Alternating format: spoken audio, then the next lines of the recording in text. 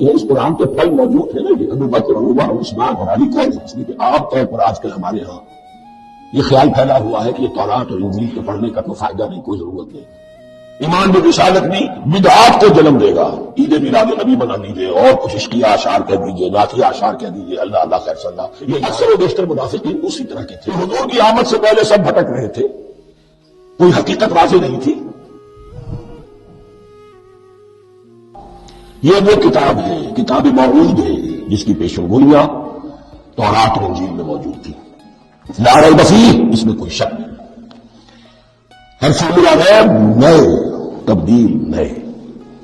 یہی الفاظ آئے ہیں سورہ سجدہ کے شروع میں بھی، الف لام میم تنزیل الکتاب لا ریب فیہ رب العالمین، لا ریب فیہ من رب العالمین، فیہ ھدی للمتقین۔ فیہ دونوں طرف مل سکتا ہے، لا ریب فیہ اسے معانقہ کہتے ہیں، لا ریب فیہ پڑھیں گے تو ہدن سے شروع کر دیں گے، لا ریب پر ختم کر دیں گے تو فیہ ھدی للمتقین، یہ دونوں معنی درست ہوں گے۔ آپ کو مل جائے گا جو قرآن شریف لے کر بیٹھے ہوئے ہیں کہ حاشیے میں معانقہ نمبر 1 لکھا ہوا ہے، معانقہ عند المتاخرین۔ ھدی للمتقین یہ ہدایت ہے، رہنمائی ہے اہل تقویٰ میں جو بچنا چاہیں۔ تقویٰ کا اصل مفہوم وقاء یقین، کسی کو بچانا، تقویٰ خود بچنا۔ جن لوگوں کے اندر فطرت سلیمہ ہوتی ہے، ان میں اخلاقی حس موجود ہوتی ہے، وہ بری چیز سے بچنا چاہتے ہیں، بھلی کو حاصل کرنا چاہتے ہیں، وہ لوگ ہیں کہ جو گویا کہ اس قرآن کا اصل مخاطب ہے، وہی اس سے استفادہ کر سکیں گے۔ الذین یؤمنون بالغیب، اب ان کے کچھ اوصاف یہ اصل میں بہت زیادہ واضح ہوتا ہے تعویل خاص کے اعتبار سے کہ دیکھ لو درخت کو اپنے پھل سے پہچانتے ہیں، اس قرآن کے پھل موجود ہیں نا، یہ ابو بکر اور عمر اور عثمان اور علی کون ہے؟ یہ جو مہاجرین آئے ہیں چل کر، مدینے والوں دیکھو یہ کون ہے، ان کی شخصیتیں کیا ہے، ان کا کردار کیا ہے، ان کا اوصاف کیا ہے، یہ کس درخت کے پھل ہے؟ یہ اس بینہ کے پھل ہیں، جو اس ذکرہ کے پھل ہیں۔ بینہ رسول من اللہ یتلو صحفا مطہرۃ فیہا کتب قیمہ، یہ وہ شجرہ مبارکہ کے پھل ہیں۔ دیکھ لو ان کے کیا شب و روز ہے، الذین یؤمنون بالغیب، جو غیب پر ایمان رکھتے ہیں۔ تعویل عام کے اعتبار سے اس کا بہت اہم مفہوم ہوگا، جو یہ طے کر لے کہ سوائے مادے کی دنیا کے مجھے جو اصل حقیقت ہے وہ مستور ہے، نگاہوں سے چھپی ہوئی ہے۔ سامنے جو کچھ نظر آ رہا ہے، ایک انگلستان کے بہت بڑے فلسفی کی کتاب کا عنوان ہے appearance and reality, reality and appearance, بڑی کتاب۔ اپیئرنس سے کچھ نظر جو کچھ نظر آ رہا ہے یہ حقیقت نہیں، حقیقت اس کے پیچھے ہے۔ اور کنفیوشس کا ایک جملہ ہے جو بہت بڑا حکیم اور فلسفی تھا، چین کا بہت بڑا حکیم اور فلسفی، اور ہو سکتا ہے کہ نبی ہو، واللہ اعلم، ہم کہہ نہیں سکتے۔ اس کی تعلیم بڑی اخلاقی تعلیم ہے، اور اس کا جملہ سنیے، یہ یؤمنون بالغیب کی اس سے زیادہ صحیح تصریح ممکن نہیں۔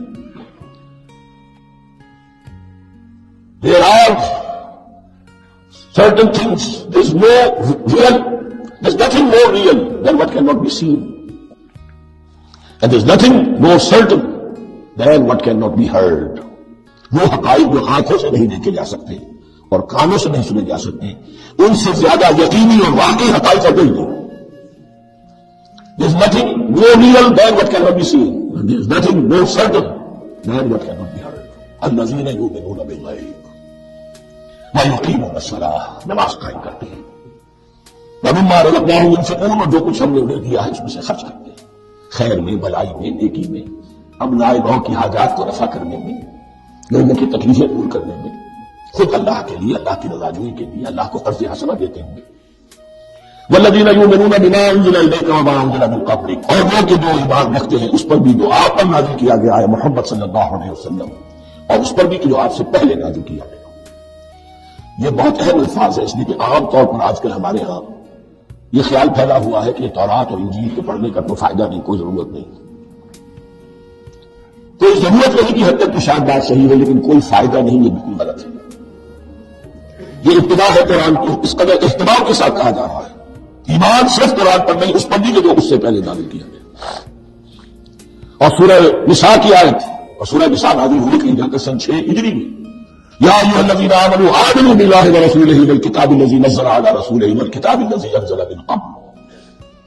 تو اس سے ایمان جو ہے تورات پر اور انجیل پر اور زبور پر اور صحف ابراہیم پر اجمالی ایمان کی جو اہمیت ہے اس کو اچھی طرح سمجھ لیجیے۔ البتہ یہ ہے کہ چونکہ ہم سمجھتے ہیں اور جانتے ہیں کہ ان کتابوں میں تحریف ہو گئی ہے، لہذا ان کتابوں کی کوئی شے قرآن پر حجت نہیں ہوگی. جو چیز قرآن سے ٹکرائے گی ہم اس کو رد کر دیں گے. ان کتابوں کی کسی شے کو دلیل کے طور پر نہیں لائیں گے.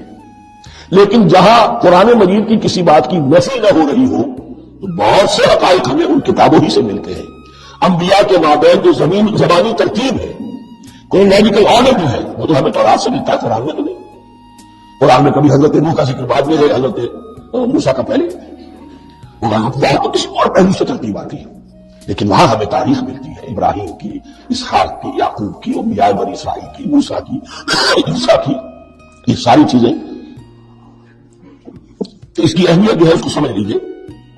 والذین یؤمنون بما انزل الیک وما انزل من قبلک وبالآخرۃ هم یوقنون. آخرت پر وہ یقین رکھتے ہیں. نوٹ کرنے والی بات کیا ہے کہ باقی سب چیزوں کے لیے لفظ ایمان آیا، آخرت کے لیے ایقان. کیوں؟ واقعہ یہ ہے کہ انسان کے عمل کے اعتبار سے سب سے زیادہ مؤثر شے ایمان بالآخرہ ہے. ایمان بالآخرہ ہے تو عمل سیدھا رہے گا کہ ہاں مجھے جواب دہی کرنی ہے، جانا ہے، اٹھنا ہے، اللہ کے حضور حاضری ہے. اگر یہ یقین ہے تو عمل صحیح ہوگا. اس میں کمی ہو گئی تو توحید جو ہے وہ بھی بس ایک عقیدہ، ایک ڈوگما بن کے رہ جائے گی. ایمان برسالت بھی بدعات کو جنم دے گا. عید میلاد نبی بنا لیجیے اور کچھ عشقیہ اشعار کہہ دیجیے، نعتیہ اشعار کہہ دیجیے، اللہ اللہ خیر صلی اللہ، یہ ایمان برسالت کے مطلب ہے. عمل انسان کا درست ہوتا ہے آخرت کے یقین کے ساتھ. وبالآخرۃ هم یوقنون. آخرت پر انہی کا یقین ہے، انہی کا یقین ہے. یہ حاصل بھی ہے اس اعتبار سے کہ یہودی تو مدعی تھے کہ ہم آخرت پر یقین رکھتے ہیں. یہاں کنٹراسٹ دکھایا جا رہا ہے، آخرت پر یقین رکھنے والے یہ لوگ، اور تعمیل خاص کے اعتبار سے وہ لوگ موجود ہیں تمہاری نگاہوں کے سامنے. 13 برس کی محنت کی کمائی محمد رسول اللہ صلی اللہ علیہ وسلم کی، اس کتاب کی یتلو علیہم آیاتہ ویزکیہم ویعلمہم الکتاب والحکمہ، اس کا جو نتیجہ ہے وہ تمہارے سامنے. اولئک علی ھدی من ربہم. یہ وہ لوگ ہیں جو اپنے رب کی طرف سے ہدایت پر ہیں. وہ ابتدائی ہدایت بھی ان کے پاس تھی اور یہ تکمیلی ہدایت بھی قرآن پر بھی ان کا یقین پورا ہے اور محمد کا اتباع بھی وہ کر رہے ہیں. وَأُولَٰئِكَ هُمُ الْمُفْلِحُونَ. اور یہی وہ لوگ ہیں جو فلاح پانے والے. فلاح کا لفظ قرآن مجید کی بڑی اہم اصطلاح ہے. منزل مراد کو پہنچ جانا، کسی باطنی حقیقت کا آیا ہو جانا. انشاءاللہ ہوگی سورہ مومنون کے شروع میں. لیکن یہ کہ فلاح پانے والے، کامیاب ہونے والے اصل میں یہی لوگ ہیں. تو گویا کہ تعمیل خاص میں صحابہ کرام کی طرف اشارہ ہو گیا. تعمیل عام میں ہر شخص کو بتا دیا گیا اگر قرآن کی ہدایت سے مستفید ہونا ہے تو یہ اوصاف اپنے اندر پیدا کرو. اب دوسرا گروہ، ان الذین کفروا سواء علیہم انذرتہم ام لم تنذرہم لا یؤمنون. یقیناً جن لوگوں نے کفر کیا، اور یہاں مراد کیا ہے؟ جو کفر پر اڑ گئے ہیں. اس کو ہم تعمیل عام میں نہیں لے سکتے، اس لیے کہ اگر ہم اس کو عام میں لے لیں گے تو اس کے معنی تو یہ ہوں گے جس شخص نے کسی وقت کفر کیا اب وہ ہدایت پر آ ہی نہیں سکتا. نہیں، یہ بات نہیں. کوئی کفر میں ہے، وہ غلطی کی بنا پر ہے، عدم توجہی کی بنا پر ہے، حق اس پر واضح نہیں ہوا ہے اس لیے ہے، تو آپ اسے سمجھائیں گے، انذار و تبشیر سے اسے فائدہ ہو جائے گا، بعض نصیحت سے اسے فائدہ ہو جائے گا. ایک وہ ہے کہ جو حق کو سمجھ کر، پہچان کر اور پھر اڑ گئے، ضد کی وجہ سے، ہم دھرمی کی وجہ سے، تعصب کی وجہ سے، تکبر کی وجہ سے، حسد کی وجہ سے. ان الذین کفروا، ایسے لوگوں کا معاملہ کیا ہے؟ سواء علیہم انذرتہم ام لم تنذرہم لا یؤمنون. برابر ہے ان کے لیے، خواہ آپ انہیں سمجھائیں خواہ نہ سمجھائیں، ڈرائے نہ ڈرائے، انذار فرمائے نہ کریں، لا یؤمنون، وہ ایمان لانے والے نہیں. وہی بات جو میں نے کہی تھی کہ سوتے کو جگایا جا سکتا ہے، جاگتے کو کیسے جگائیں؟ ختم اللہ علی قلوبہم وعلی سمعہم وعلی ابصارہم غشاوہ. ان کے دلوں پر اللہ نے مہر کر دی ہے. کیوں کر دی ہے؟ یہ ابتداء میں نہیں ہوئی، جب حق کو پہچان کر انہوں نے رد کر دیا، اس کی پاداش میں، اس کی سزا کے طور پر. ختم اللہ علی قلوبہم، اللہ نے ان کے دلوں پر مہر کر دی ہے، وعلی سمعہم، اور ان کی سماعت پر بھی، وعلی ابصارہم غشاوہ، اور ان کی آنکھوں کے سامنے پردہ پڑ چکا ہے. یہ مضمون سورہ یاسین کے شروع میں پھر آئے گا بہت شر و بست کے ساتھ. وَلَهُمْ عَذَابٌ عَظِیمٌ، اور ان کے لیے تو اب بہت بڑا عذاب ہے. یہ دوسرا گروہ ہو گیا. ایک رکوع میں دو کو سمیٹ لیا گیا، کل ابھی 7 آیتیں ہوئی. ایک وہ گروہ جس نے قرآن مجید کی دعوت سے صحیح استفادہ کیا، ان میں طلب ہدایت کا مادہ موجود تھا، ان کی فطرتیں سلیم تھی، ان کے سامنے دعوت آئی، قبول کی، اور قرآن کے بتائے ہوئے راستے پر چلے، وہ بلے سرسبد ہے، وہ شجرہ قرآنی کے نہایت مبارک اور مقدس وہ اس کے پھل ہے۔ ایک گروہ ہے جس کے حق کو پہچانا لیکن اس کو رد کر دیا اپنے تعصب یا حد درمی کی وجہ سے۔ ان کا ذکر آ گیا بہت اختصار کے ساتھ، اس لیے کہ ان کا ذکر آپ کو بہت تفصیل سے 32 صورتوں میں ملے گا۔ اب آیا تیسرا درجہ، وَمِنَ النَّاسِ، اور لوگوں میں کچھ ایسے بھی ہیں، مَن يَقُولُ آمَنَّا بِاللَّهِ وَبِالْيَوْمِ الْآخِرِ وَمَا هُم بِمُؤْمِنِينَ، جو کہتے کہ یہ ہے کہ ایمان رکھتے ہیں اللہ پر بھی اور یوم آخر پر بھی، مگر وہ حقیقت میں مومن نہیں ہے۔ یہاں ایک بات سمجھ لیجیے، اکثر بیشتر مفسرین نے اس تیسری کیٹیگری کے بارے میں یہی رائے قائم کی ہے کہ یہ منافقین مذکور ہے یہاں، اگرچہ لفظ منافق یا لفظ نفاق نہیں آیا یہاں، لیکن مولانا عبداللہ اصلاحی صاحب نے ایک رائے ظاہر کی ہے جو بڑی قیمتی ہے، وہ یہ کہ یہاں ایک کردار کا نقشہ کھینچ دیا گیا ہے۔ غور کرنے والے غور کر لیں، دیکھ لیں جس پر بھی وہ چسپا ہو جائے۔ اور بالفعل جب یہ آیات نازل ہو رہی تھی تو دو طبقات پر یہ کردار نگاری جو ہے، یہ جو شخصیت کا ہیولا کھینچا جانا ہے، وہ دو کے اوپر راست آ رہا تھا۔ ایک علماء یہود، وہ بھی کہتے تھے کہ ٹھیک ہے محمد جو کہہ رہے ہیں ہم بھی اللہ کو مانتے ہیں، آخرت کو بھی مانتے ہیں، اسی لیے یہاں رسالت کا ذکر نہیں ہے۔ بھئی ہم محمد ہی کو نہیں مانتے نا صلی اللہ علیہ وسلم، باقی اگر سوالات نبی آئے ہیں تو باقی سوالات کو تو ہم مانتے ہیں۔ ایک محمد کو نہیں مانا، ایک عیسیٰ کو نہیں مانا، بس کہ ہمیں بھی مانا جانا چاہیے کہ بھی مسلمان ہیں۔ ایک یہ ان کی رائے ہے، اور واقعہ یہ ہے کہ یہاں اس طریقے کا تذکرہ ہو رہا ہے کہ جس سے ان کا کردار بھی جھلک رہا ہے، روح سخن ان کی طرف جا رہا ہے۔ مجھے یاد ہے اپنی 10ویں جماعت کے زمانے میں دہلی میں میں نے دیکھا تھا کہ نارتھ سرکس وہاں کا ایک بڑی مارکیٹ ہوتی تھی، جوتے کی دکان پہ بہت بڑا جوتا لٹکایا ہوا تھا، بہت بڑا، اور یہ کہا تھا free to home it fits, جس کے پاؤں میں یہ ٹھیک ٹھیک آجا وہ لے جائے۔ تو یہ free to home it fits ہے، ایک کردار ہے، اب یہ کردار جس کے اوپر بھی فٹ بیٹھ جائے۔ ان میں یقیناً زیادہ تو غلبہ یہی ہے جو مفسرین کی رائے ہے، منافقین کا معاملہ جو قرآن، لیکن یہ کردار بین نہیں فٹ بیٹھ رہا ہے یہود کے علماء پر۔ اور یہ بھی نوٹ کر لیجیے کہ جو مدینہ منورہ میں نفاق کا جو پودا پروان چڑھا ہے، بلکہ پودا نہیں کہنا چاہیے، جھاڑ جھکار جو پروان چڑھا ہے، وہ یہودیوں کے زیر اثر، جیسے جنگل کے اندر بڑے بڑے درخت بھی ہوتے ہیں اور اندر جو ہے نیچے جھاڑیاں بھی ہوتی ہیں، تو یہ نفاق کا جھاڑ جھکار جو ہے جو یہودی علماء کا جو پودا تھا اور وہ بڑا تھا، اس میں کوئی شک نہیں، اس کے سائے میں پروان چڑھا۔ ان دونوں میں معنوی ربط بھی ہے۔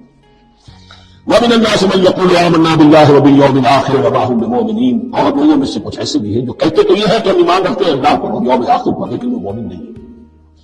يُخَادِعُونَ اللَّهَ وَالَّذِينَ آمَنُوا وَمَا يَخْدَعُونَ إِلَّا أَنفُسَهُمْ، وہ دھوکہ دینے کی کوشش کر رہے ہیں اللہ کو اور اہل ایمان کو۔ یہ یخادعون جو ہے یہ باب مفاعلہ ہے، باب مفاعلہ میں کشمکش ہوتی ہے، کشاکش ہوتی ہے، لہذا ترجمہ دینے کی کوشش کر رہے ہیں۔ وما يخدعون الا انفسهم، یہ ثلاثی مجرد میں آ گیا، اور نہیں دھوکہ دے رہے مگر صرف اپنے آپ کو۔ یہ یقینی ہے اپنے آپ کو تو دھوکہ دے رہے ہیں، لیکن یہ کہ اللہ اس کے رسول کو، اللہ اور اہل ایمان کو دھوکہ نہیں دے سکتے۔ سورہ نساء کی آیت نمبر 142 میں یہ کھل کر منافقین کے بارے میں یہی الفاظ آئے ہیں، ان المنافقین یخادعون اللہ وهو خادعهم، یقیناً منافقین جو ہے وہ اللہ کو دھوکہ دینے کی کوشش کر رہے ہیں اور اللہ انہیں دھوکہ دے رہا ہے۔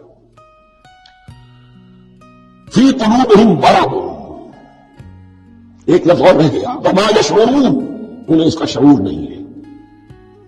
یہ بہت اچھی طرح نوٹ کر لیجیے، منافقین کی بھی اکثریت میں تھی جنہیں اپنے نفاق کا شعور نہیں تھا، وہ اپنے تئیں سمجھتے تھے اپنے آپ کو مسلمان، وہ کہتے تھے یہ بیوقوف لوگ ہیں، محمد رسول اللہ کے بارے میں کہتے تھے یہ خام خواہ جو ہے انہوں نے لڑائی بھڑائی مول لی ہے اہل مکہ کے ساتھ، کیا ضرورت ہے، امن کے ساتھ جو ہے بات کرنی چاہیے۔ وہ سمجھتے تھے کہ ہم خیر خواہ ہیں، ہم وہی بات کہہ رہے ہیں، یہ بیوقوف لوگ ہیں، دیکھتے نہیں کہ کس سے ٹکرا رہے ہیں، ہاتھ میں اسلحہ نہیں ہے اور لڑائی کے لیے جا رہے ہیں، وہ بیوقوف تو یہ ہے، لیکن وہ سمجھتے تھے کہ ہم تو بڑے مخلص ہیں، ہم مسلح ہیں۔ ما یشعرون بات ضروری ہے۔ بعض لوگ منافق ایسے بھی تھے کہ جو اسلام میں داخل ہی ہوتے تھے دھوکہ دینے کی خاطر، اور ان کو پہلے دن سے واضح ہوتا تھا کہ ہم مسلمان نہیں ہیں، ہم نے اسلام کا لبادہ اوڑھا ہے صرف دھوکے کے لیے۔ اس کا ذکر سورہ آل عمران میں آئے گا، لیکن اکثر و بیشتر منافقین دوسری طرح کے تھے جنہیں اپنے نفاق کا شعور حاصل نہیں تھا۔ فی قلوبہم مرض، ان کے دلوں میں ایک روگ ہے، بیماری ہے۔ یہ روگ اور بیماری کیا ہے؟ ایک لفظ میں اس کو تعبیر کیا جائے کردار کی کمزوری، ویکنیس آف کیریکٹر. ایک شخص میں ہوتا ہے جو سمجھتا ہے کہ حق ہے، حق کے بعد اب جو ہو سو ہو. ایک حق کو حق پہچان کر رد کر دیتا ہے، وہ کافر ہو گیا. ایک حق کو حق پہچان کر آیا تو صحیح، لیکن ویکنیس آف کیریکٹر کی وجہ سے قوت ارادی کمزور ہے. آخرت بھی چاہتے ہیں، دنیا کو بھی ہاتھ سے دینے کو تیار نہیں. یہاں کا بھی کوئی نقصان نہ ہو اور آخرت کا بھی سارا بھلا میں مل جائے. یہ وہ لوگ ہیں در حقیقت، اس کو کہا روگ. فی قلوبہم مرض فزادہم اللہ مرضا، تو اللہ نے ان کے مرض میں اضافہ کر دیا. یہ اللہ کی سنت ہے. آپ حق پر چلنا چاہیں، حق کا راستہ آپ کے لیے آسان کر دے گا. آپ برائی کی طرف جانا چاہیں، بڑی سے بڑی برائی آپ کے لیے ہلکی ہوتی چلی جائے گی. کوئی خاص بات ہی نہیں، چلو یہ بھی کر دوں گا، یہ کر لیا تو یہ بھی کر دوں گا. اور اگر آپ بین بین لٹکنا چاہیں تو اللہ اسی پہ چھوڑ دیتا ہے. ٹھیک ہے، آپ سمجھتے ہیں کامیاب ہو رہے ہیں. ہم نے مسلمانوں کو بھی دھوکہ دے دیا جو ہمیں مسلمان سمجھتے ہیں، اور یہودیوں کو بھی دھوکہ دے دیا، وہ سمجھتے ہیں کہ ہم ان کے ساتھ ہی ہیں، تو سمجھا کامیاب ہو رہے ہیں. حقیقت میں کامیابی نہیں. فی قلوبہم مرض فزادہم اللہ مرضا ولہم عذاب علیم بما کانوا یکذبون، اور ان کے لیے تو دردناک عذاب ہے. عذاب العظیم کا لفظ آیا تھا اوپر کفار کے لیے، وَلَهُمْ عَذَابٌ عَظِيمٌ، ساتویں آیت ختم ہوئی. اور عذاب العلیم کا لفظ آیا ہے، ان کے لیے دردناک المناک عذاب ہے. بما كانوا يكذبون، بسبب اس جھوٹ کے جو وہ بول رہے تھے. وَإِذَا قِيلَ لَهُمْ لَا تُفْسِدُوا فِي الْأَرْضِ، اور جب ان سے کہا جاتا تھا مت فساد کرو زمین میں. مراد کیا ہے اس سے؟ کہ جب محمد کو مان لیا کہ اللہ کے رسول ہیں، اب ٹھیک ٹھیک پیروی کرو، ان کے پیچھے چلو، ان کا حکم ہے تو جنگ کے لیے نکلو، ان کی طرف سے تقاضا آتا ہے مال پیش کرو، اور اگر تم اس سے کتراتے ہو تو فساد مچا رہے، جماعتی زندگی کے اندر فتنہ و فساد پیدا کرو. وَإِذَا قِيلَ لَهُمْ لَا تُفْسِدُوا فِي الْأَرْضِ قَالُوا إِنَّمَا نَحْنُ مُصْلِحُونَ، وہ کہتے تھے نہیں ہم تو صلح کرانے والے ہیں، اصلاح کرنے والے ہیں. ہم چاہتے ہیں لڑنا بڑنا کوئی اچھی بات نہیں ہے، ٹکراؤ فساد ہو، یہ کوئی اچھے کام تھوڑا ہی ہے. بس ٹھنڈے ٹھنڈے دعوت دیتے رہو، جو چاہے قبول کر لے، جو چاہے رد کر دے. خواب حال ٹکرانا اور یہ جنگ کرنا اور اللہ کے دین کو غالب کرنے کے لیے یہ قربانی دو، اور یہ مصیبت جھیلو، اور یہ مشقت برداشت کرو، اور یہ چیز چھوڑو، اور یہ ترک کرو، یہ کاہے کے لیے؟ وَإِذَا قِيلَ لَهُمْ لَا تُفْسِدُوا فِي الْأَرْضِ قَالُوا إِنَّمَا نَحْنُ مُصْلِحُونَ أَلَا إِنَّهُمْ هُمُ الْمُفْسِدُونَ وَلَٰكِن لَا يَشْعُرُونَ، آگاہ ہو جاؤ کہ وہی ہے مفسد، فساد پھیلانے والے. اس لیے کہ محمد رسول اللہ کی دعوت ہے زمین میں اصلاح کے لیے. اس اصلاح کے لیے کچھ آپریشن کرنا پڑے گا. مریض اس درجے کو پہنچ چکا ہے کہ آپریشن کے بغیر اس کی شفا نہیں ہوگی. اب اگر تم اس کے راستے میں رکاوٹ بنتے ہو تو در حقیقت تم فساد مچا رہے ہو، لیکن تمہیں اس کا شعور نہیں. الا انہم هم المفسدون ولکن لا یشعرون. پھر دیکھیے نوٹ کیجیے، شعور نہیں ہے. شعوری نفاق اور شے ہے، غیر شعوری نفاق ہے کہ جس کا یہ سارا تذکرہ ہو رہا ہے. وَإِذَا قِيلَ لَهُمْ آمِنُوا كَمَا آمَنَ النَّاسُ، اور جب ان سے کہا جاتا ہے ایمان لاؤ جیسے دوسرے لوگ ایمان لائے ہیں. آخر دیکھو دوسرے یہ اہل ایمان ہیں، جب بلاوا آتا ہے فوراً لبیک حاصل ہوتے، جو بھی ہو. یہ تم تو ہے، آخر تم نے اور مشن دیا. وَإِذَا قِيلَ لَهُمْ آمِنُوا كَمَا آمَنَ النَّاسُ قَالُوا أَنُؤْمِنُ كَمَا آمَنَ السُّفَهَاءُ، وہ کہتے ہیں کہ کیا ہم ایمان لائے جیسے یہ بے وقوف لوگ ایمان لائے. انہیں تو اپنے دفع کی فکر، نہ نقصان کی فکر، نہ خطرات کا کوئی خیال، نہ اندیشوں کا کوئی گمان. جان جائے مان جائے، اولاد کو چھوڑ دے، گھر بار چھوڑ کے آ گئے ہیں. ان سے بڑے بے وقوف کون ہوں گے؟ بال بچے چھوڑ آئے ہیں، کفار مکہ کے رہو کرم پر، سرداران قریش جو چاہے ان کے ساتھ کریں. تو یہ تو بے وقوف لوگ ہیں. آج کل آپ کہتے ہیں ایسے لوگوں کو فینیٹکس ہیں. یہ فینیٹکس ہے. دیکھ بھال کر چلنا چاہیے، دائیں بائیں دیکھ کر چلنا چاہیے، نفع نقصان کا خیال کر کے چلنا چاہیے. چاہے حق ہے ٹھیک ہے، لیکن بہرحال اپنی مصلحتوں کو بھی اور اپنی اہل و عیال کی مصلحتوں کو بھی دیکھنا چاہیے. یہ لوگ تو معلوم ہوتا ہے کہ بالکل دیوانے ہو گئے، فینیٹکس ہو گئے. وَإِذَا قِيلَ لَهُمْ آمِنُوا كَمَا آمَنَ النَّاسُ قَالُوا أَنُؤْمِنُ كَمَا آمَنَ السُّفَهَاءُ أَلَا إِنَّهُمْ هُمُ السُّفَهَاءُ وَلَٰكِن لَا يَعْلَمُونَ. آگاہ ہو جاؤ کہ وہی بے وقوف ہے، لیکن انہیں علم نہیں ہے. وہ صادق الایمان جو ایمان کی ہر تقاضے کو پورا کرنے کے لیے ہر وقت حاضر ہے. ان سے بڑا عقل مند کوئی نہیں، ان سے بڑا سمجھدار کوئی نہیں. انہوں نے یہ جان لیا ہے کہ اصل زندگی آخرت کی زندگی ہے، یہ نہیں ہے. یہ تو عارضی ہے، کل نہیں آج ختم ہو جائے، آج نہیں ابھی ختم ہو جائے، کیا فرق پڑے گا؟ جانا تو ہے، اب نہیں تو کل، کل نہیں تو پرسوں جانا تو ہے. تو آپ کو ان کے اندر الا انهم هم السفهاء ولكن لا يعلمون واذا لقوا الذين امنوا قالوا آمنا. اور جب یہ ملتے ہیں ان سے جو اہل ایمان ہیں تو کہتے ہیں ہم بھی ایمان رکھتے ہیں. اب یہ ان دونوں پر آئے گا. عام جو یہودی تھے وہ بھی کہتے تھے کہ ہم بھی تو آخر اللہ کو مانتے ہیں, آخرت کو مانتے ہیں, اور منافق تو تھے ہی جو رسول کو بھی مانتے تھے. وَإِذَا خَلَوْا إِلَىٰ شَيَاطِينِهِمْ, اور جب یہ اپنے شیطانوں کے پاس خلوت میں ہوتے ہیں, اور یہاں شیاطین سے مراد ہے اہل کتاب یہود کے علماء, ان کے سردار, یا عبداللہ ابن ابی جو منافقین مدینہ کا سردار تھا.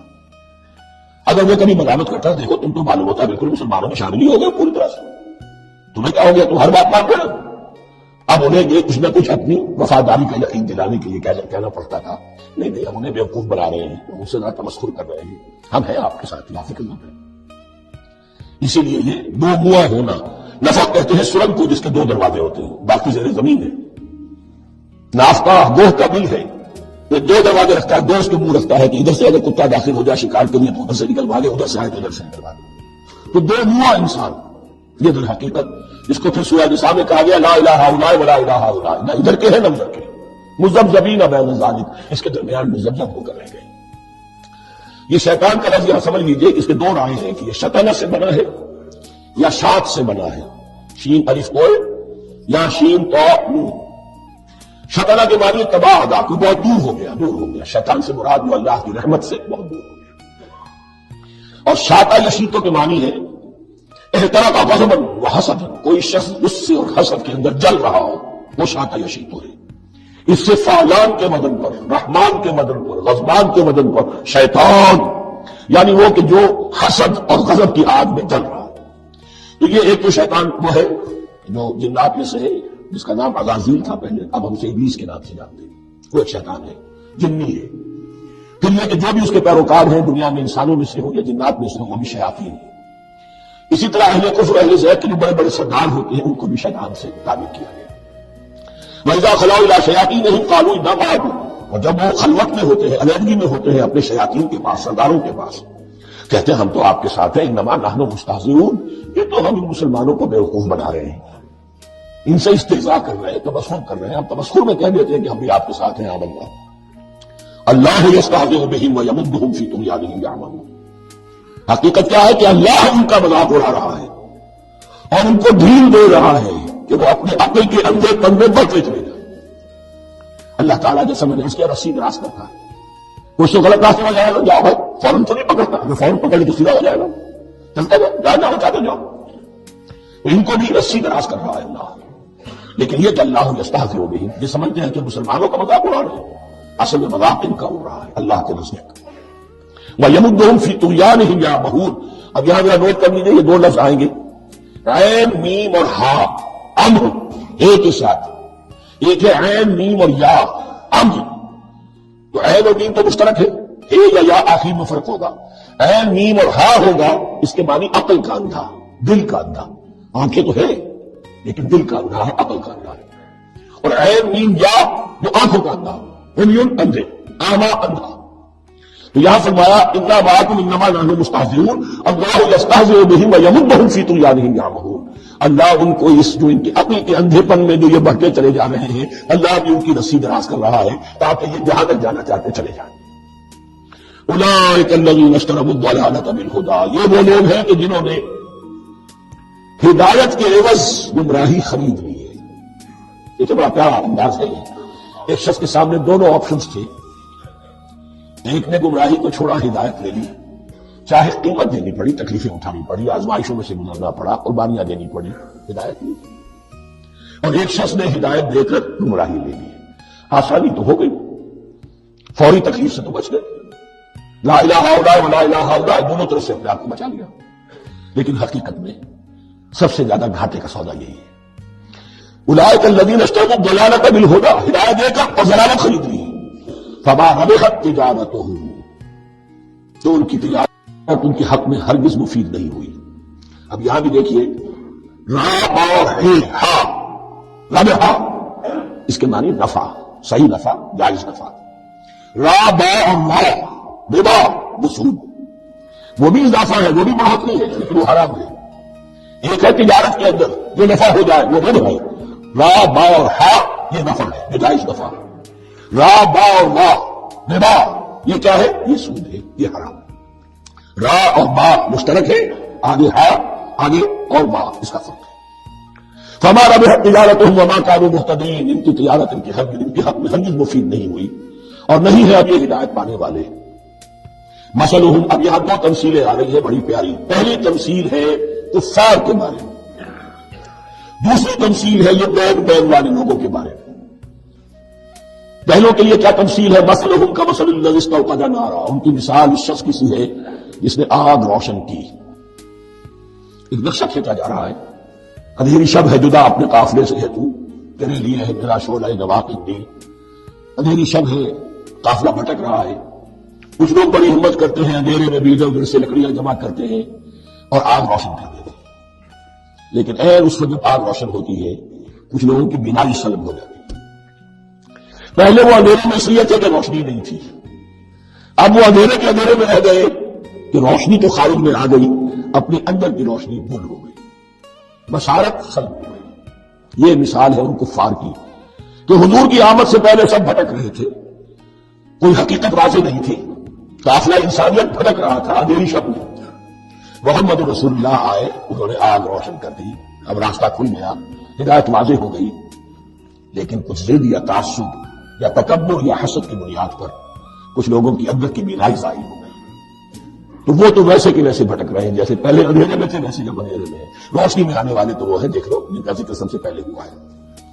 مثلہم کمثل الذی استوقد نارا، اس شخص کی سی ہے کہ جس نے آگ روشن کی. فلما اضاءت ما حوله، جب اس آگ نے اپنے ماحول کو گردا گرد کو روشن کر دیا. ذهب اللہ بنورہم، اللہ ان کی نور بصارت کو لے گیا، سلب کر لیا اللہ نے. وترکہم فی ظلمات لا یبصرون، اور چھوڑ دیا انہیں ان اندھیروں کے اندر کہ وہ کچھ نہیں دیکھتے.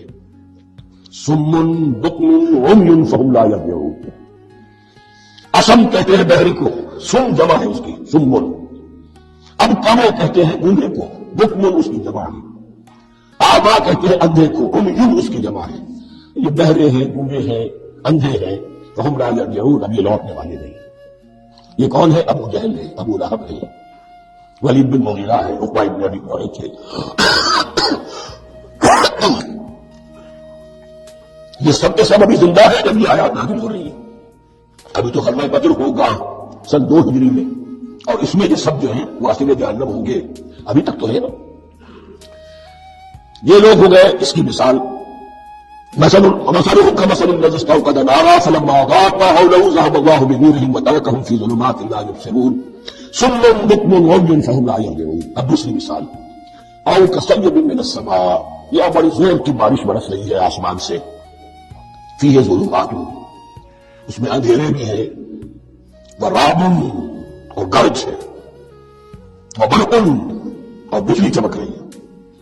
یجعلون اصابعهم فی اذانهم من الصواعق حذر الموت، کچھ لوگ ہیں کہ جو اپنی انگلیاں اپنے کانوں کے اندر ٹھوسے ہوئے ہیں کہ وہ جو کڑک ہے اس سے ان کی جانیں نہ نکل جائے، موت نہ آ جائے. کڑکا ایسا ہے کہ اس کڑکے سے بچنے کے لیے اپنی انگلیاں اپنی کانوں میں ٹھوس سکی. حذر الموت، موت کے خوف سے. واللہ محیط بالکافرین، اللہ ایسے کافروں کا احاطہ کیے ہوئے، بچ کر کہاں جائیں گے. یکاد البرق یخطف ابصارهم، قریب ہے کہ بجلی ان کی نگاہوں کو لے جائے، ان کی بینائی کو سلب کر دے. کلما اضاء لهم، لیکن ہوتا کیا ہے، جو ذرا روشنی ہوئی تو چل لیے. مشوا فیہ، بجلی چمکی، کچھ نظر آ گیا دائیں بائیں تو کچھ تھوڑا سا چل لیے. وَإِذَا أَظْلَمَ عَلَيْهِمْ، اور جب تاریکی ان پر طاری ہو گئی، قاموا، کھڑے کے کھڑے رہ گئے. یہ نقشہ ہے ان کا کہ ایک طرف بارش ہو رہی ہے، قرآن مجید ہے، آسمان سے نازل ہو رہا ہے، یہ باب مبارکہ ہے، یہ کتاب مبارک ہے. لیکن یہ کہ اس کے ساتھ لڑکے ہیں، گرج ہے، کفر سے مقابلہ ہے، کفر کی طرف سے دھمکیاں ہیں، اندیشے ہیں، خطرات ہیں، امتحانات ہیں، آزمائشیں. ذرا کہیں حالات کچھ بہتر ہوئے، وہ جسے بریدنگ سپیس کہتے ملی تو تھوڑا سا چلیے، ہم بھی مسلمان ہیں، کوئی خاص موقع نہیں ہے، کسی جنگ کے لیے بلایا نہیں جا رہا ہے تو بڑھ چڑھ کے داخل کر رہے ہیں، اپنے ایمان کا اظہار بھی کر رہے ہیں.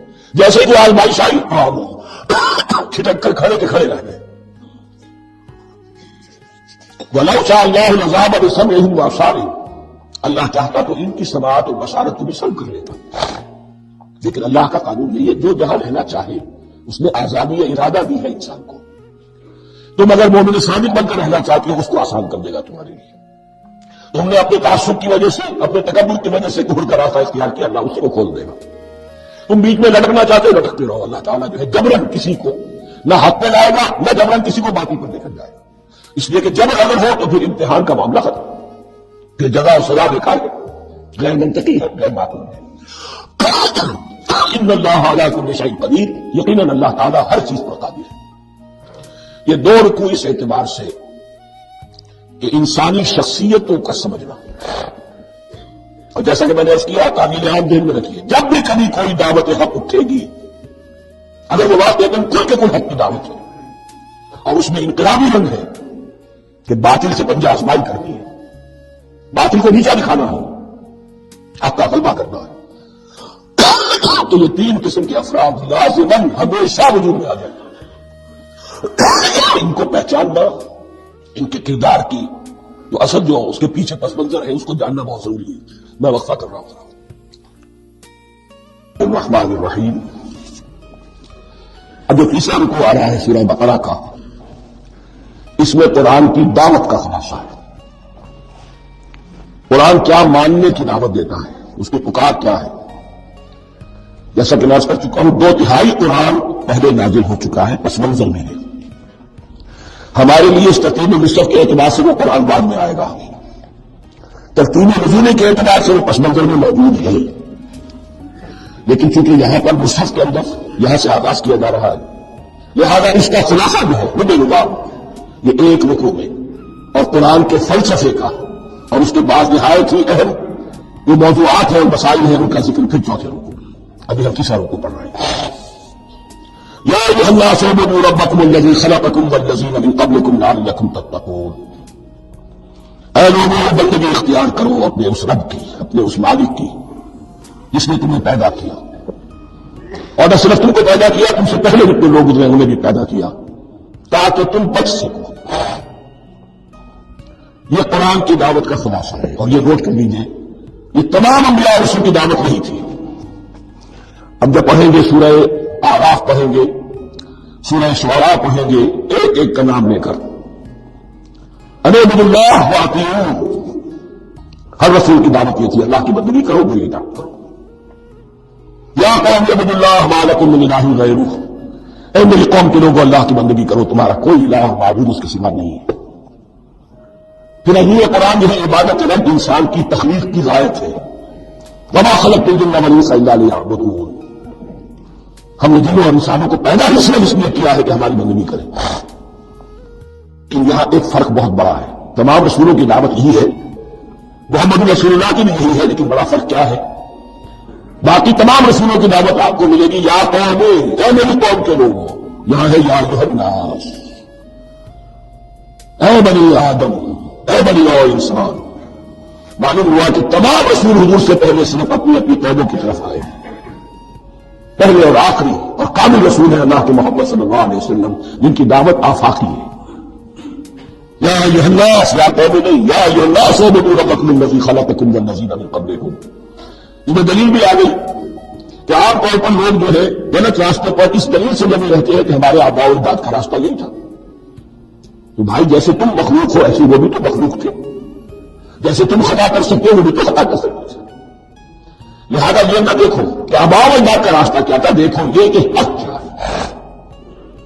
لعلکم تتقون, تاکہ تم بچ جاؤ, دنیا میں افراط و تفریط کے دھکوں سے بچ جاؤ گے, آخرت میں اللہ کے عذاب سے بچ جاؤ گے. ان دونوں سے اگر بچنا ہے تو اللہ کی بندگی کی روش اختیار کرو. اچھا, کس رب کی؟ الذی جعل لکم الارض فراشا والسماء بناء, جس نے تمہارے لیے زمین کو فرش بنا دیا اور آسمان کو چھت بنا دیا. وانزل من السماء ماء, اور آسمان سے پانی برسایا. فاخرج به من الثمرات رزقا لکم, اور پھر اس پانی کے ذریعے سے زمین سے میووں کی شکل میں, پیداوار کی شکل میں تمہارے لیے رزق اگایا. فلا تجعلوا للہ اندادا وانتم تعلمون, تو ہرگز نہ اللہ کا مد مقابل کسی کو ٹھہراؤ جانتے بوجھتے. وانتم تعلمون کا ایک مطلب یہ بھی ہے کہ تم بھی مانتے ہو کہ اس کائنات کا خالق اللہ کے سوا کوئی نہیں. اہل عرب بھی مانتے تھے, جو ان کے دیوی دیوتا تھے وہ سمجھتے تھے کہ یہ اللہ کے اوتار ہے یا اللہ کے ہاں بہت یہ پسندیدہ ہے، اللہ کے محبوب ہے، اس کے اولیاء ہے، اس کی بیٹیاں ہیں، لہٰذا یہ شفاعت کریں گے تو ہمارا بیڑا پار ہو جائے گا. ورنہ خالق میں مانتے تھے اللہ ایک ہی. جب تم یہ مانتے ہو کائنات کا خالق ایک، مدبر ایک، اور کسی کو اس کا مد مقابل نہ بناؤ. انداز ند کی جمع ہے، لازم نہ رہو اللہ ند ڈالا، اللہ کا کوئی مد مقابل نہیں. اس میں یہاں تک بات ہے کہ حضور اس درجے، اس توحید کی باریکیوں تک پہنچا کر گئے ہیں اس امت کو کہ کسی صحابی نے ایسے ہی کہہ دیا ما شاء اللہ و ما شئت، جو اللہ چاہے جو آپ چاہیں. حضور نے فوراً ٹوک دیا اجعلتنی للہ ندا، کیا تو نے مجھے اللہ کا مد مقابل بنا دیا ہے؟ اس کائنات میں مشیت صرف ایک کی چلتی ہے، کسی اور کی مشیت، اس کی مشیت کی تابع پوری ہو جائے ہو جائے، لیکن مشیت مطلقہ صرف اس کی. یہاں تک کہ حضور سے فرمایا گیا کہ اے نبی آپ کے لیے یہ ممکن نہیں ہے جس سے چاہے ہدایت دے دیں، انک لا تہدی من احببت ولکن اللہ یہدی من یشاء. اگر یہ اختیار میں ہوتا تو ابو طالب دنیا سے بغیر ایمان لائے نہ جائے. فلا تجعلوا للہ اندادا وانتم تعلمون. اب ان دو آیتوں میں تم سمجھیے توحید نظری بھی اور توحید عملی بھی. توحید عملی کیا ہے؟ بندگی صرف اسی کی. اب آیا ہے رسالت کا معاملہ. وَإِن كُنتُمْ فِي رَيْبٍ مِّمَّا نَزَّلْنَا عَلَىٰ عَبْدِنَا، اگر تمہیں رسالت محمدی پر شک ہے صلی اللہ علیہ وسلم، اس کے کیا معنی ہے؟ کہ تمہیں اس قرآن کے بارے میں شک ہے جو ہم نے اپنے بندے پر نازل کیا ہے. اگر ہے شک سے واقف، وَإِن كُنتُمْ فِي رَيْبٍ، اگر تمہیں واقعاً شک ہے مِّمَّا نَزَّلْنَا عَلَىٰ عَبْدِنَا، اس پر جو ہم نے اپنے بندے پر نازل فرمایا ہے، فَأْتُوا بِسُورَةٍ مِّن مِّثْلِهِ، تو لے آؤ اس جیسی ایک ہی صورت. یہ ہم کل پوری تفصیل سے دیکھ چکے ہیں کہ برسبیل تنزل یہاں پہنچے ہیں. پہلے دو آیتیں میں نے آپ کو سنائی تھی، اس میں پورے قرآن کی مثال ڈالنے کا چیلنج کیا گیا. پھر ایک آیت سنائی جس میں 10 صورتیں ہی لے آؤ. اب آخری درجے میں ایک صورت ہی بنا لا، اور ایک صورت تو سورۃ العصر کے مساوی بھی ہو سکتی تھی، سورۃ الکوثر کے مساوی بھی ہو سکتی تھی. وَادْعُوا شُهَدَاءَكُم مِّن دُونِ اللَّهِ إِن كُنتُم صَادِقِينَ، اور بلا لو اپنے سارے مددگاروں کو اللہ کے سوا، جن ہو انس ہو. اس لیے کہ قریش کا خیال یہ تھا کہ جو شعراء ہوتے ہیں ان کے پاس جن ہوتے ہیں، وہ جن انہیں سکھاتے ہیں، ورنہ عام آدمی کی ایک شعر نہیں کہہ سکتا. تو تمہارا اگر کوئی گمان ہے کوئی جنات سکھانے والے ہیں، کوئی انسان ہے، خطیب ہے، شعراء ہے، ادیب، سب کو جمع کرو. ان کنتم صادقین. اب یہ ہے بہت ہی، اس کو میں نے کل کہا تھا، آپ کو یاد ہوگا، قرآن کا انداز کیا ہوتا ہے کہ وہ اپنے اندر جھانکنے کی دعوت دیتا ہے. یہ گویا کہ آنکھوں میں ہاتھ ڈال کر یہ کہا جا رہا ہے کہ حقیقت میں تمہیں کوئی شک نہیں ہے، یہ تم بات بتا رہے ہو صرف. اگر واقعی تم شک ہے پاؤ گے نا، حقیقت یہ کہ تمہیں شک نہیں ہے. اگر تم سچے ہو فاتوا بسورۃ من مثلہ، اس جیسی ایک ہی صورت بنا لاؤ. فإن لم تفعلوا، اب ذرا انداز دیکھیے تحدی کا، چیلنج کا. پھر اگر تم یہ نہ کر پاؤ، جب لم تفعلوا اور ہرگز نہیں کر سکو گے، یہ چیلنج کون دے سکتا ہے؟ اللہ کے سوا کوئی نہیں دے سکتا. یہ انداز کسی کتاب کا نہیں ہے. ظاہر الکتاب لا ریب فیہ کسی کا نہیں ہے. فإن لم تفعلوا ولن تفعلوا، پھر اگر تم نہ کر پاؤ اور تم ہرگز نہیں کر پاؤ گے، فاتقوا النار التي وقودها الناس والحجارہ، تو ڈرو اس آگ سے جس کا ایندھن بنے گے انسان اور پتھر. اعدت للکافرین، کافروں کے لیے تیار کر لی گئی ہے، بھڑکا دی گئی ہے. پتھروں کا ذکر خاص طور پر کیوں ہے؟ دو اس کے امکانات ہیں. آپ کو معلوم ہے کہ وہ جو پتھر کا کوئلہ ہوتا ہے اس کی آگ بڑی سخت ہوتی تھی، عام جو ہمارا یہ لکڑی کا کوئلہ ہوتا ہے اس کے مقابلے.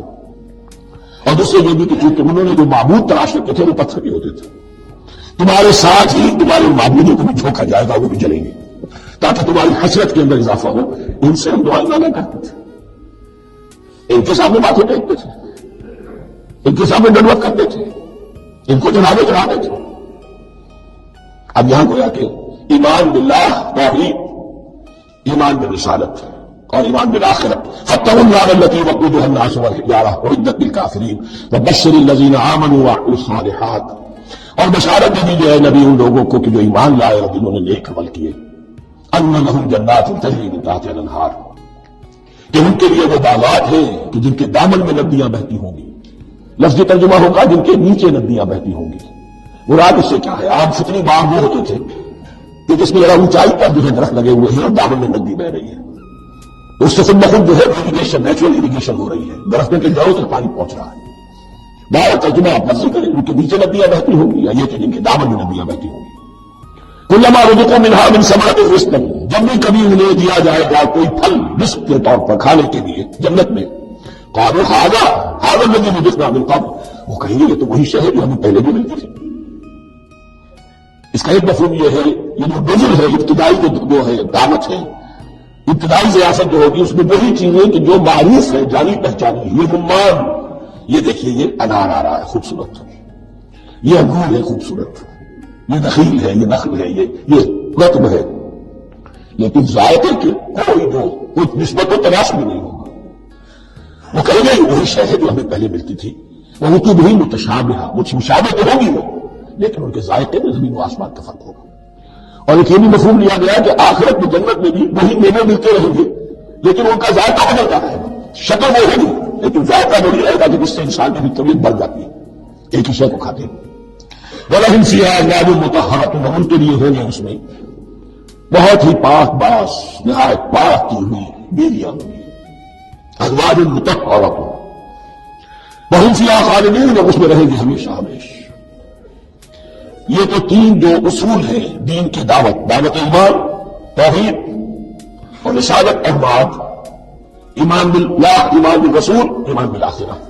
اب ذرا کچھ ضمنی مسائل ہیں کہ جو بعض کفار کی طرف سے، بعض معترضین کی طرف سے پیش ہوتے تھے، وہ کبھی بھی اس چیلنج کا مقابلہ تو نہ کر سکے، میدان میں تو نہ آ سکے۔ یہ بالکل ایسی بات ہے جیسے کسی مصور کی تصویر پر اعتراض کرنے والے تو بہت تھے۔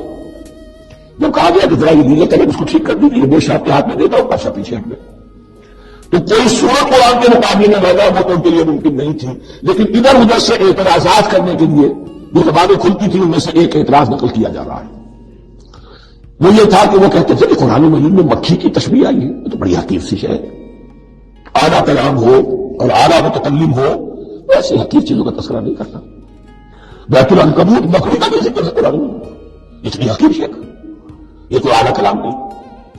اس کا جواب دیا جا رہا ہے کہ اصل میں کہیں تشبیہ بیان کرنی ہے، تمثیل بیان کرنی ہے، تو دیکھنا یہ کہ جس شے کے لیے تشبیہ دی جا رہی ہے اس کی مناسبت والی شے تو بہت حقیر ہے، تو کسی عظمت والی شے سے آخر کیسے تشبیہ دی جائے گی؟ وہ تو کسی حقیر شے سے ہی تشبیہ دی جائے گی تو جو اصل مقصد ہے تشبیہ کا وہ پورا ہوگا۔ ان اللہ لا یستحی ان یضرب مثلا ما بعوضۃ فما فوقها، اللہ تعالیٰ کو تو اس میں کوئی جھجک نہیں ہے، کوئی شرم نہیں ہے کہ وہ مچھر کی مثال بیان کرے، تو اس سے اوپر اگر فوقها بھی دونوں معنی ہو جائیں گے، یعنی کم تر اور حقیر ہونے میں اس سے بھی بڑھ کر، یا یہ کہ اس سے اوپر کی کوئی شے اس کی مثال دینے میں اللہ کو کوئی جھجک نہیں ہے۔ اس لیے کہ مکھی بھی بارہ مچھر سے ذرا بڑی شے ہے، اس معنی میں بھی ہو سکتا ہے فوقها، اور فوقها اس معنی میں بھی کہ اس سے بھی حقیر ہونے میں اس سے بھی بڑھ کر۔ فأما الذين آمنوا فيعلمون أنه الحق من ربهم، تو جو لوگ صاحب ایمان ہیں وہ جان لیتے ہیں کہ یہ حق ہے ہمارے رب کی طرف سے۔ وأما الذين كفروا، اور جنہوں نے کفر کیا ہے، فيقولون ماذا أراد الله بهذا مثلا، یہ کیا مثال اللہ نے دی، کیا ارادہ ہوا اللہ کا اس مثال کے ذریعے سے، نام ہو چڑھا رہے ہیں، اعتراض کر رہے ہیں۔ اب جو آ رہا ہے اللہ جملہ وہ ہے بہت اہم، یہ دل اور ہی کثیرم و یہدی بہی کثیرا، اسی کے ذریعے سے اللہ بہتوں کو ہدایت دیتا ہے اور اسی کے ذریعے سے بہتوں کو گمراہ کرتا ہے۔ معلوم ہوا کہ ہدایت اور گمراہی اور ہدایت اور ضلالت انسان کی سبجیکٹو کنڈیشن کے اوپر دار و مدار ہے۔ اس کا آپ کے دل میں خیر ہے، بھلائی ہے، نیت صحیح ہے، طلب ہدایت، طلب علم، اس میں آپ سچے ہیں، آپ کو ہدایت مل جائے گی۔ دل میں زیغ ہے، کجی ہے، نیت میں ٹیڑھ ہے، فساد ہے، تو اسی کے ذریعے سے اللہ آپ کی گمراہی میں اضافہ کر دے گا۔ یضل بہ کثیرا ویہدی بہ کثیرا، لیکن اللہ کا یہ کسی کو ہدایت دینا اور کسی کو ضلالت دینا الگ تک نہیں ہے، کسی قاعدے اور قانون کے بنیاد نہیں ہے۔ وما یضل بہ الا الفاسقین، نہیں گمراہ کرتا وہ اس کے ذریعے سے مگر صرف سرکش لوگوں کو، جن میں سرکشی ہے، تعلی ہے، تکبر ہے، اور ان کے اوصاف کیا ہے؟ الذین ینقضون عہد اللہ من بعد میثاقہ، جو توڑ دیتے ہیں اللہ کے ساتھ کیے ہوئے عہد کو، اور سب سے بڑا عہد اس سورہ اعراف میں چل کر آئے گا، عہد الست۔ عالم ارواح میں ہم عہد الست کر کے آئے، الست بربکم قالوا بلی، کیا میں ہی نہیں ہوں تمہارا رب؟ تمام ارواح میں بھی تھا، آپ بھی تھے، سب تھے، کون انسان جتنے انسان دنیا میں آج تک آ چکے ہیں وہ بھی تھے، اور جو آنے ہیں ابھی قیامت تک وہ بھی تھے، لیکن تھے صرف ارواح کی شکل میں، جسم نہیں تھے۔ اور یہ میں آپ کو بتا چکا ہوں، مکمل وجود ہے انسان کا، روحانی وجود۔ اولا تخلیق اس کی ہوئی تھی، اسی سے آگے چل کر ایک بہت فلسفے کا بہت گہرا مضمون آ رہا ہے آگے چل کر۔ وہ جو ہے الستاوست میں ربکم قالوا بلا، انہوں نے اس عہد کو توڑا، اللہ کو اپنا مالک و خالق اور اپنا حاکم جاننے کی بجائے خود حاکم بن کر بیٹھ گئے۔ الیس لی ملک مصر، کیا مصر کی بادشاہی میری نہیں ہے؟ On the sovereign, we are sovereign, popular sovereignty, بغاوت، سرکشی، فاسق، وما يضل به الا الفاسقين الذين ينقضون المواثيق ويقطعون ما امر الله به ان يوصل، اور کاٹتے ہیں وہ چیز جسے اللہ نے جوڑنے کا حکم دیا ہے۔ اللہ نے صلہ رحمی کا حکم دیا ہے، یہ قطع رحمی کرتے ہیں۔ مال کی طلب میں بھائی بھائی کو ختم کرتا ہے، اس کے مال کو ہتھیانے کے لیے، اپنی ذاتی اغراض کے لیے تمام اخلاقی حدود جو ہے انسان کو سو کچھ ڈال دیتا ہے۔ اپنا تکبر، اپنے لیے تعلی، الذین، آپ دیکھیے نوٹ کیجیے، اس میں ہماری شریعت کا فلسفہ یہ ہے، ایک تعلق ہے اللہ کا بندے کے ساتھ، حقوق اللہ، ایک ہے بندوں کا بندوں کے ساتھ، حقوق العباد۔ اللہ کا حق کیا ہے؟ اسے حاکم المالک، اور حاکم سمجھو، الملک سمجھو، خود اس کے بندے بنو۔ انسانوں کا حق کیا ہے؟ کونوا عباد اللہ اخوانا، سب آپس میں بھائی بھائی اللہ کے بندے بن جاؤ۔ اور اس میں سب سے اہم ترین رحمی رشتہ ہے، سگے بھائی، ساگے بھائی بہنیں، پھر دادی کے اوپر جا کر وہ کزنز آ جائیں گے، اور دادی پر جا کر اور جمع ہو جائیں گے، یہاں تک کہ آدم و حوا پر تمام انسان جمع ہو جائیں گے۔ تو رحمی رشتے کی بڑی اہمیت ہے۔ تو وہ فاسقین کے جو توڑتے ہیں اللہ کے عہد کو، اس کو مضبوطی سے باندھنے کے بعد، وَيَقْطَعُونَ مَا أَمَرَ اللَّهُ بِهِ أَن يُوصَلَ وَيُفْسِدُونَ فِي الْأَرْضِ، انہیں دونوں چیزوں کے نتیجے میں زمین میں فساد پیدا ہوتا ہے، یا اللہ کی اطاعت سے باغی ہو گئے، اور یا آپس میں ایک دوسرے کی گردنیں کاٹ لیں گے۔ اولئک هم الخاسرون، یہی لوگ ہیں جو بالآخر خسارے میں، آخری اور دائمی خسارے میں رہنے والے ہیں۔ کیسے تکفرون باللہ وکنتم امواتا، تم کیسے کفر کرتے ہو اللہ کا؟ بڑا پیارا انداز ہے۔ وکنتم امواتا، تم مردہ تھے، فاحیاکم، تمہیں زندہ کیا، ثم یمیتکم، پھر تمہیں مارے گا، ثم یحییکم، پھر جلائے گا، ثم الیہ ترجعون، پھر تم اس کی طرف لوٹ جاؤ گے، لوٹا دیے جاؤ گے۔ یہاں وہ بات آ گئی جو آج نگاہوں سے بالکل اوجھل ہو چکی ہے۔ یہ ہم دنیا میں آنے سے پہلے مردہ تھے کیا بنے؟ یہ مضمون آ کر اصل میں سورہ غافر یا سورہ مومن میں چل کر اس کی پوری وضاحت ہوگی، لیکن چونکہ یہاں تذکرہ ہو چکا ہے عرص کا، ہماری پہلی تخلیق ہوئی عالم ارواح میں، ارواح کی صورت میں، پھر ہمیں سلا دیا گیا، وہ ہماری پہلی موت تھی۔ مردہ جو ہے معدوم نہیں ہوتا، مردہ ہوتا ہے، بے جان ہوتا ہے، سویا ہوا ہوتا ہے، اور موت کو نیند کو تشبیہ دی گئی۔ پھر ہمیں اس جسد کے ساتھ یہاں زندہ کیا گیا، پھر موت تاری ہوگی، پھر ہمیں زندہ کیا جائے گا۔ یہ آیت جیسا کہ میں نے عرض کیا بہت بڑی اور بڑی گہری حکمت و فلسفہ قرآن کی آیت ہے۔ کیسے اللہ کا انکار کرتے؟ تم مردہ تھے، سوئی ہوئی ارواح کی شکل میں تھے، فاحیاکم، تمہیں جلایا، اس جسد کے ساتھ زندہ کیا، ثم یمیتکم ثم یحییکم، پھر تمہیں مارے گا، پھر جلائے گا، ثم الیہ ترجعون، پھر تم اس کی طرف لوٹا دیے جاؤ گے۔ اور اب اس کے بعد جو آخری آیت ہے، هو الذی خلق لکم ما فی الارض جمیعا، اس نے تمہارے لیے بنایا ہے جو کچھ بھی زمین میں ہے۔ اس میں خلافت کا مضمون آ گیا۔ حدیث میں آتا ہے انما الدنیا خلقت لکم وانتم خلقتم للآخرہ، یہ دنیا تمہارے لیے بنائی گئی ہے، تم آخرت کے لیے بنائے گئے۔ هو الذی خلق لکم ما فی الارض جمیعا، اس نے کہ ابھی آیت تمہارے لیے خلافت کیا ہے، سارا کوئی زمین میں یہ بستر جو بچھایا اور یہ کائنات کو زمین کو سجایا تمہاری خلافت کے لیے۔ ثم استوى الى السماء فسواهن سبع سماوات، پھر وہ متوجہ ہوا آسمانوں کی طرف، انہوں نے 7 آسمانوں کی شکل میں بنا دیا۔ جیسا کہ میں کل عرض کر چکا ہوں، یہ تاحال ابھی یہ آیات متشابہات میں سے ہے۔ 7 آسمانوں کی کیا حقیقت ہے ہم اس سے ابھی پورے طور سے واقف نہیں۔ وَهُوَ بِكُلِّ شَيْءٍ عَلِيمٌ، اور اسے ہر شے کا علم حقیقی حاصل ہے۔ بارک اللہ لی ولکم فی القرآن العظیم ونفعنی وإیاکم بالآیات والذکر۔